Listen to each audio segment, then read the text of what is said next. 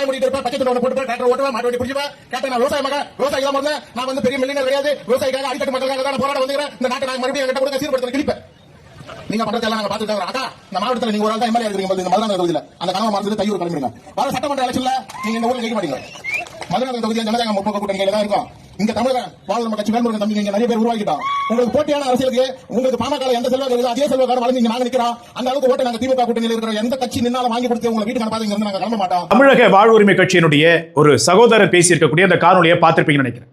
இப்ப இவர் பேசுறாருல மேடம் நின்னுட்டு, பாட்டாளி மக்கள் கட்சி எந்த தொகுதியில நிக்குதோ அங்க நாங்க அவர்களுக்கான வாக்கை கலைத்து திமுகவை வெற்றி பெற வைப்போம், பாட்டாளி மக்கள் கட்சியை வீட்டுக்கு அனுப்போம்னு சொல்லிட்டு உணர்ச்சி பொங்க பேசுறாருல்ல.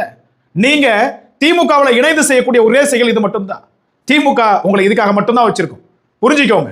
வேற எதுக்கும் வச்சுக்காது. எதுக்கு வச்சுக்கோ? பாட்டாளி மக்கள் கட்சியினுடைய வாக்கை பிரிப்பதற்காக மட்டுமே தமிழக வாழ்வுரிமை கட்சியை திமுக பயன்படுத்திக் கொள்ளும். அப்படியான சூழலில் தான் ஒரு சீட்டு அல்லது ஒன்றிற்கு மேற்பட்ட சீட்டு கொடுப்பதற்கான பரிசீலனை கூட நடக்குது. உங்களுக்கான எதிரி பாட்டாளி மக்கள் கட்சி கிடையாது. நீங்க நின்று பேசுறீங்கல்ல மேடை, அந்த மேடை எந்த மேடை? திமுக மேடை. நீங்க அது ரொம்ப ஆக்ரோஷமா பேசுறீங்க. விவசாய அன்புமணி சொன்னாரு, விவசாயிகள் பாதுகாவலன் சொன்னாரு. என்எல்சியில வேல்முருகன் அவர்கள் இங்கதான் இருக்கிறாங்க, அவங்களுக்கு தெரியாதது கிடையாது.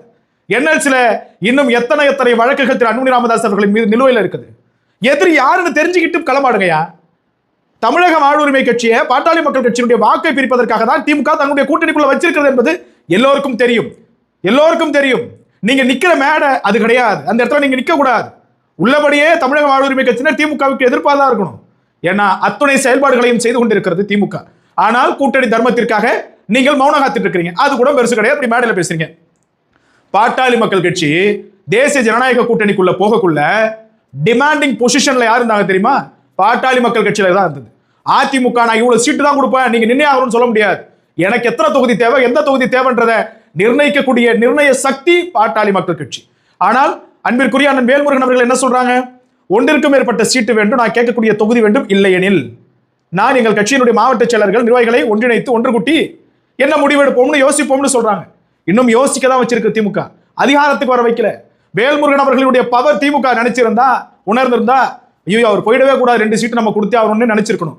ஆனா இன்னைக்கு உங்களை யோசிக்க வச்சிருக்குது. அதற்கான தார்மீக வெற்றி அரசியலை வழியெடுங்க, கையில் எடுங்க. அதை விட்டு பாட்டாளி மக்கள் கட்சியினரை சீட்டிக்கிட்டு இருக்க தேவையில்லை.